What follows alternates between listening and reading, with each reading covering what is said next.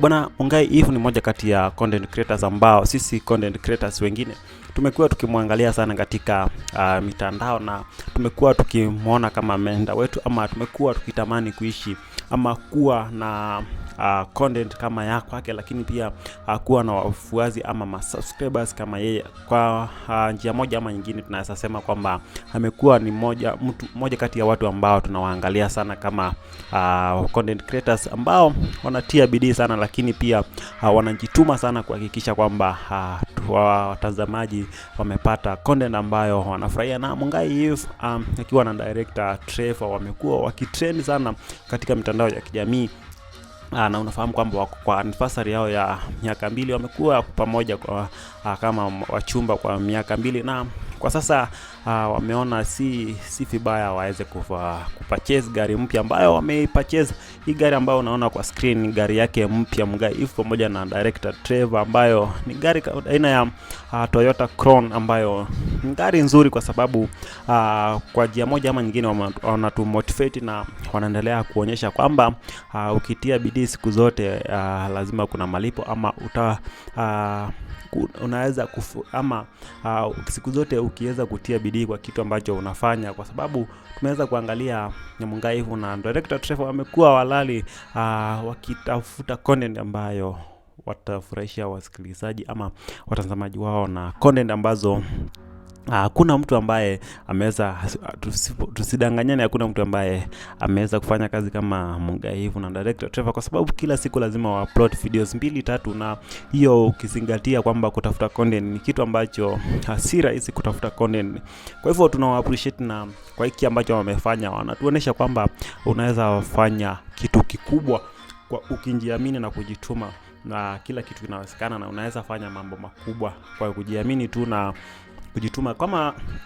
mimi binafsi ni mfuatiliaji wa Mungai If pamoja na director TREVER, na nimewafuatilia kutoka mwanzo wakianza YouTube channel yao ya kwanza, ama wakiwa na 5 subscribers. Nilikuwa I was the 6th subscriber kwa Mungai If pamoja na director TREVER, na nimekuwa nikiangalia vile wamekuwa wakigrow, na nikawa motivated. Na lakini pia na unaona hapo katika online media kumekuwa na watu wengi ambao wanasema kwamba Mungai If amewalea na amewaonesha kwamba everything is possible, kwa sababu ni mtu ambaye ametoka ghetto kama sisi vile. Unaona sisi ni watu wa ghetto, tunaanza na mic kadogo tu, lakini tuna hope kwamba siku moja tutakuja kupate kama vile Mungai If alianzia chini na akatuonesha kwamba sisi tunaweza anza chini, na in time tuje tupate mafanikio makubwa kama ambayo unaona Mungai If ameweza kuyapata kupitia tu YouTube channel ya kwake. Mungai If pia ameweza kuwa role model wa watu wengi. Ukiangalia sana katika social media ama YouTube, katika YouTube umeona kuna content creators ambao wamejitokeza wengi, na wengi ukiwauliza wanakuambia meenda wao ama wanakuwa wakifuatilia Mungai If YouTube channel,